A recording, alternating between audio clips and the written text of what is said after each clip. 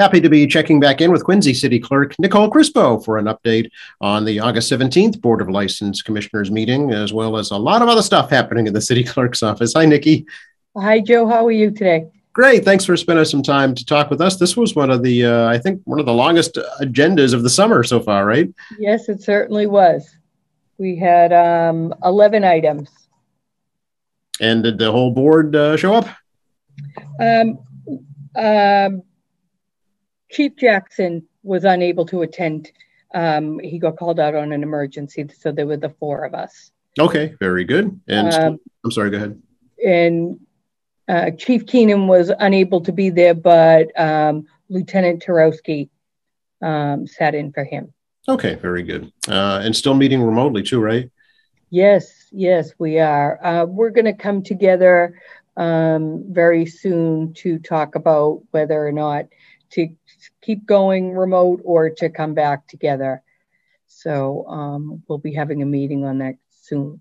Okay, yeah, stay tuned. I know all the city council too, all the boards are trying to figure out what the next step is. Exactly. Yeah. With this new variant, some want to stay away. So we'll, get together and take a consensus and go from there. Okay, but in the meantime, we are becoming Zoom experts, so we certainly are. How did the meeting go? Very good, thank you.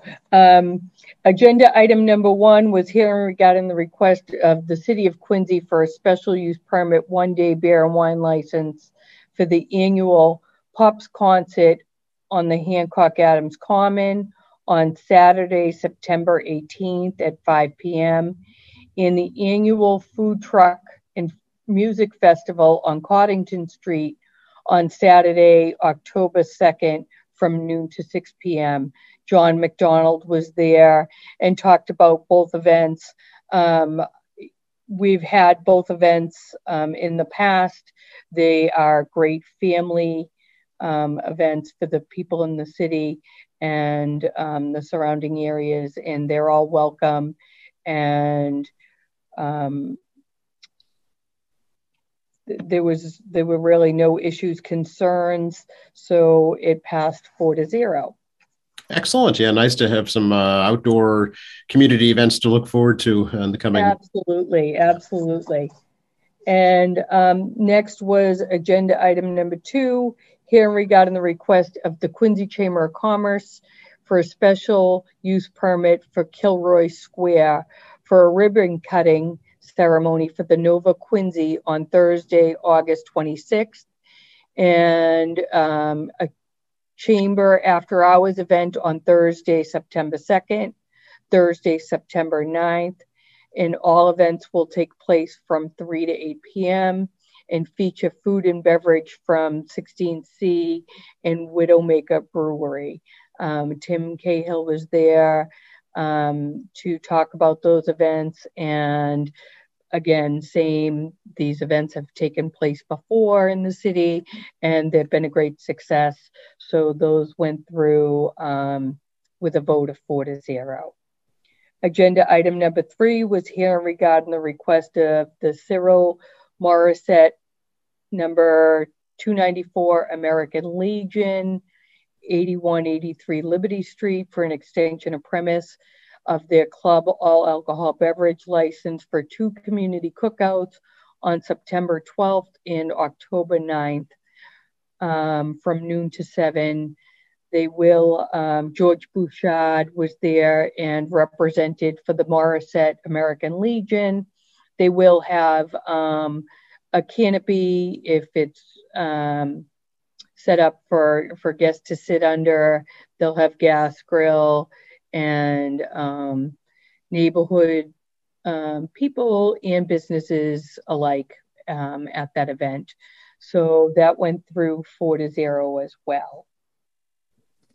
And agenda item number 4 was hearing regarding the request of the Friends of the Quincy Farmers Market for a special use permit beer and wine license for a catered lobster clam bake on the USS Salem, celebrating their 40th anniversary as the Quincy Farmers Market. The event is September 21st with 2 seatings, one at 5 and one at 6:30. we had Janet Little there discussing the event, and they're very excited to celebrate their 40th anniversary. This will be a ticketed event. There will be a parking plan in place. They will have a cash bar for their cocktail hour of beer and wine, and a fire watch. And Jamie Galligan is going to do the catering. It is a clam bake. They did say if they have bad weather that you will get a lobster to go. Oh, no kidding. Okay.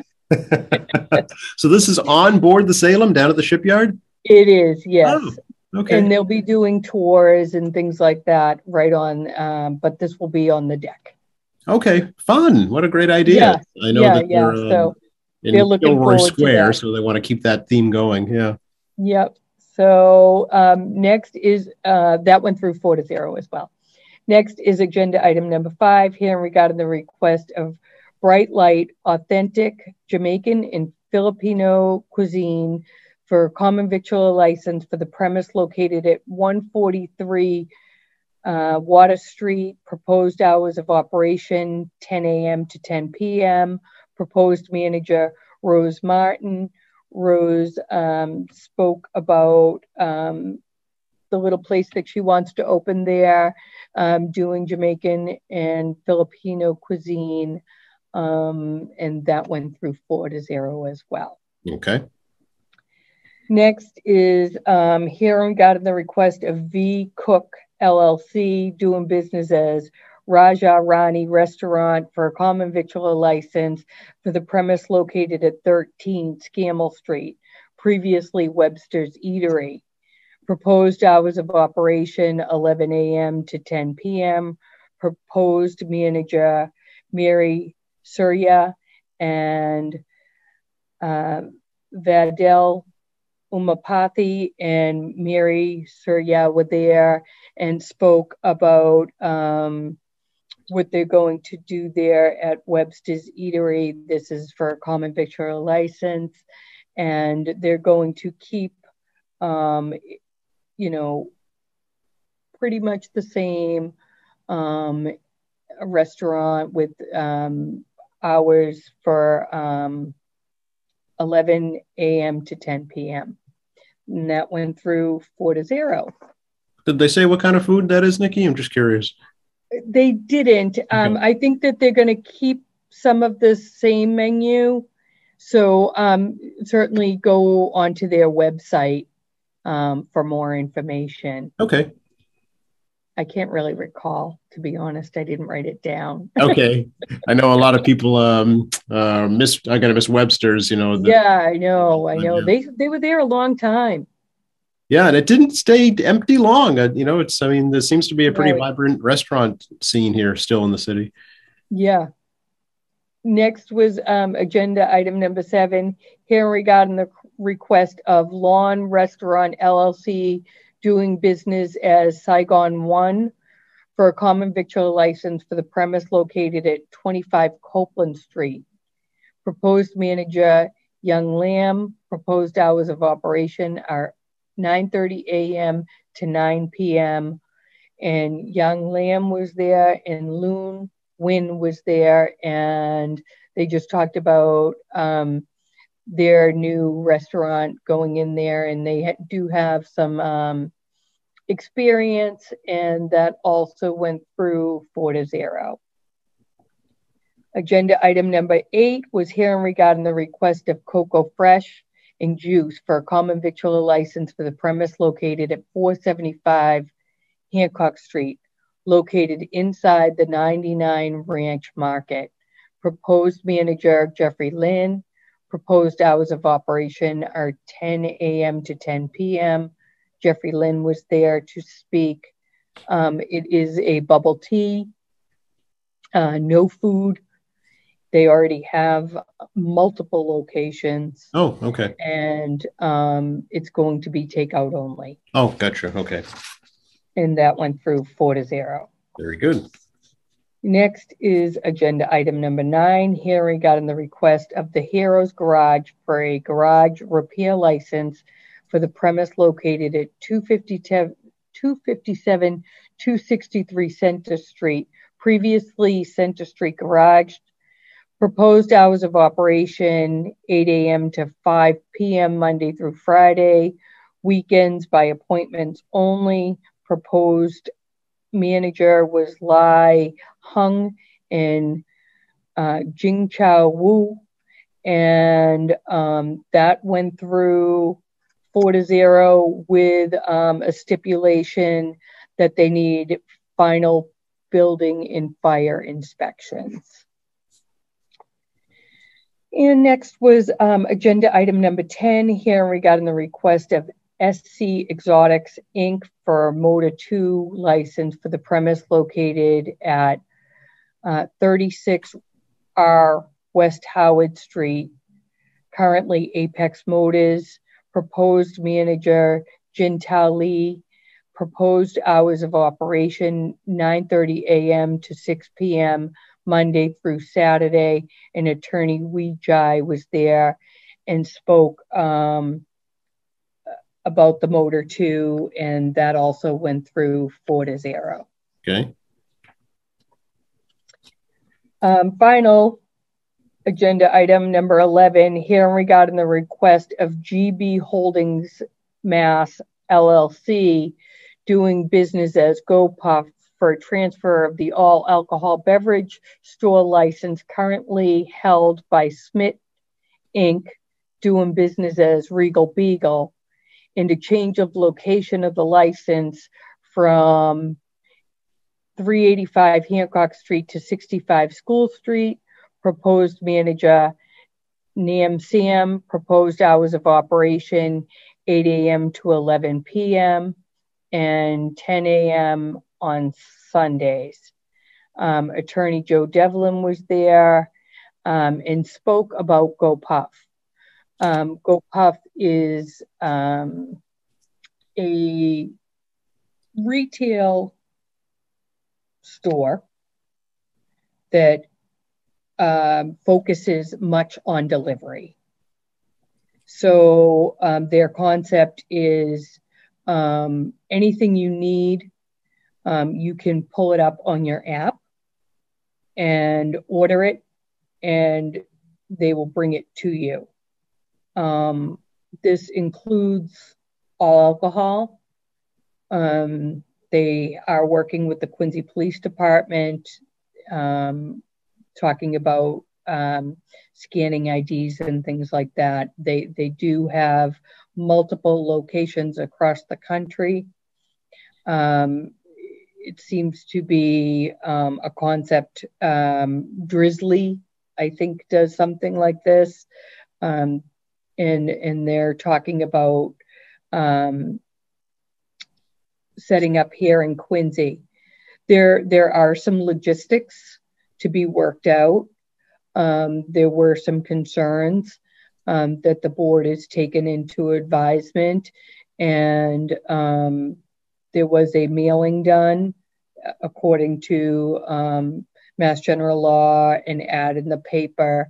So everything that GoPuff has done to date is where they should be. But there were some logistical questions. There were some concerns about traffic and things like that. There's also an ability to go into the store and so you go to a counter and there's an iPad there, and you order your things off the iPad, and somebody then packages them up and brings them out to you. So it's not a retail store. You're not going in and shopping around. There's no lottery there. There's no nips there. There's nothing like that. So, it is a new concept. So we definitely had some questions, concerns, board members, also residents of the city, parishioners. One of the pastors was there. So they asked for a for them to have some time to work out the logistics, to work with the city, and we granted that. So they will be coming back to us on September 21st. Okay. And so the hearing was continued until September 21st. Okay. When I first read this, I thought it was like a smoke shop type place. Go puff, I know.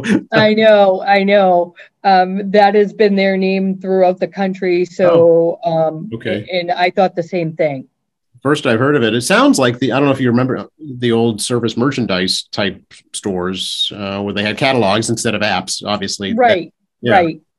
Yeah. So on the same lines, but this is everyday goods. Okay. Huh. You can get your toilet paper and your alcohol and and I think that the concept bodes well to the people that are moving into multifamily high rises, that to come from the 8th floor down to your car, to go to the store, to come back, to go up. This is delivered. So convenience is key, right? Yeah, convenience, and people are getting used to that. So is this right near St. John's? Is that why the pastor was? It wasn't the pastor at St. John's that was there. It was another one down across from Firestone. The Episcopal Pastor Clifford was there. So we are going to listen to the concerns of the neighborhood, of course, and try to work out some logistics. One of the big concerns was the traffic there. Sure, yeah. So, I had said that perhaps we could put a right turn only going out of that parking lot. Okay, that makes sense. Cut across. Yeah, so you didn't cut across the traffic. So, things like that are going to be worked out. That area there is very congested. So we'll take all of that into consideration when they come back on September 21st. Okay, which is your next meeting, right? It is. So our September 14th meeting has been rescheduled due to the city preliminary. Speaking of, yes, what a perfect transition, Nikki,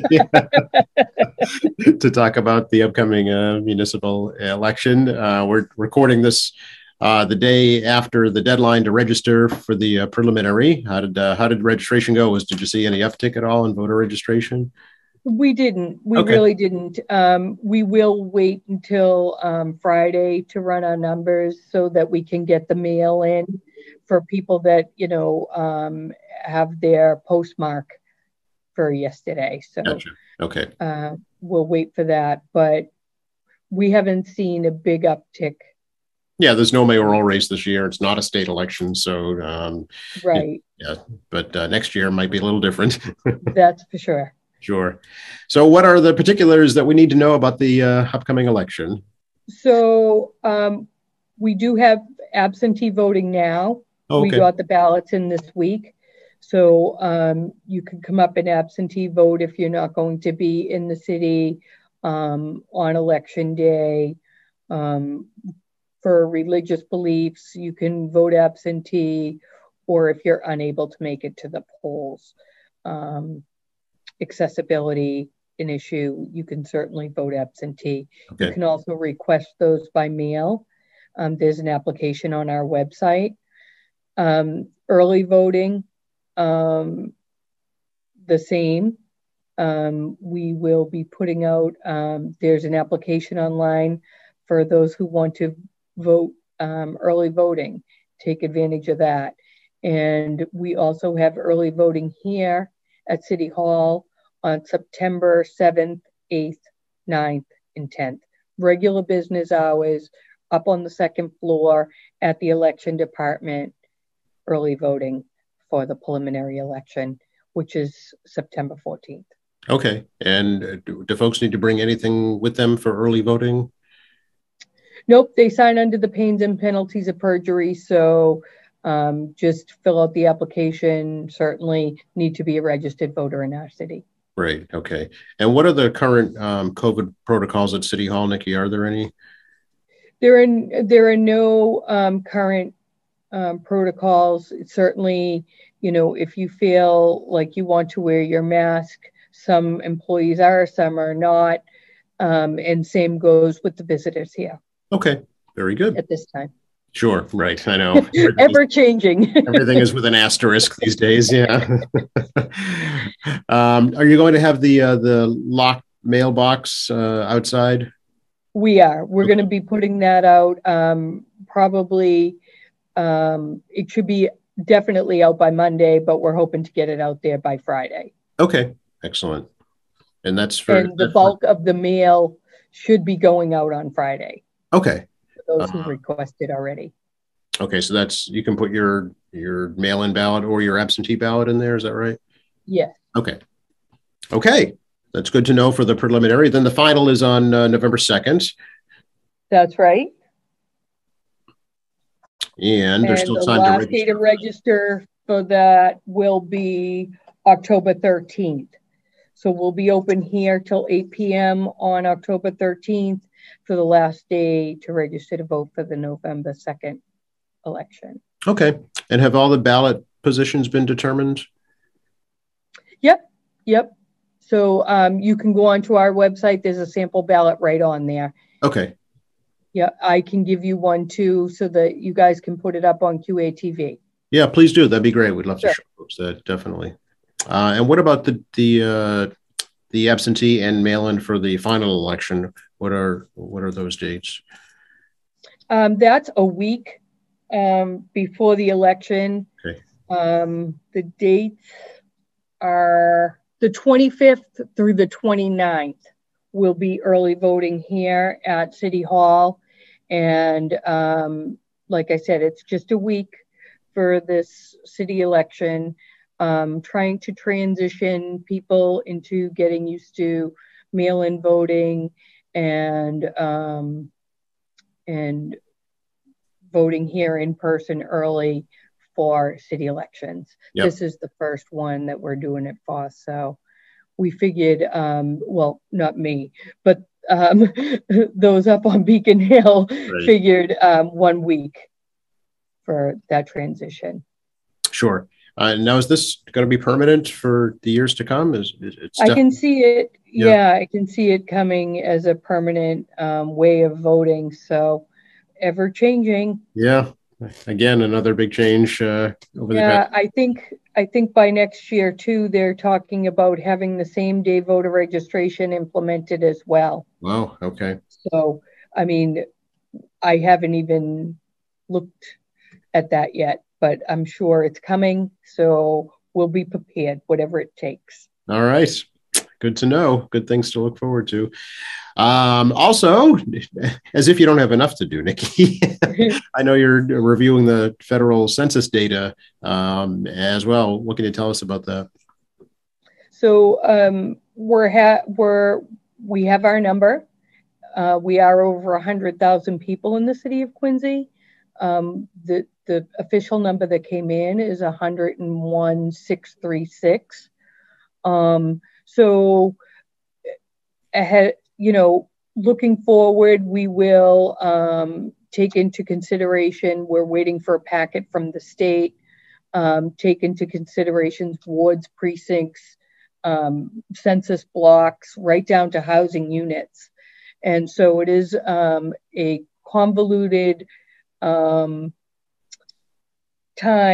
It's a lot of work, but it's something that we need to do. We need to get it done pretty quickly. So because we got the numbers so late, but we're up to it, and we've brought back Joe Shea, who has done many federal census, and we're happy to have him and his expertise to help us with that. So and of course, working with our city government, once we get a preliminary map in order, We'll bring that to the state, get it approved there.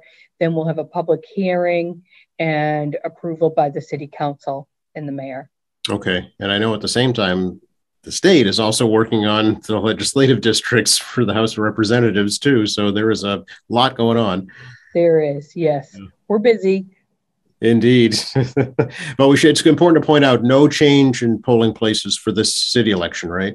No, and just so that everyone in Ward 2, Precinct 2, and 2-3A, we are still going to be voting at the Clifford Marshall School. We understand that 1000 Southern Artery wants to take all the precautions they can. Okay. So at the very least, we'll be there through November. Okay, good to know. And are schools open during voting? They are. They are. Yeah. So they're going to take some steps. We usually had a half a day on Tuesday. Right. Half a days have been changed to Wednesday. Right. So speaking with the superintendent and some school principals, they've decided that the kids will have lunch in their classrooms that day. Okay, just to avoid mass confusion. Yes, yes. Okay, anything else, Nikki? I think we've covered it, Joe. Was that all? All right, good to talk to you. Really appreciate it. Yep, good to see you too. All right, take care. Bye-bye.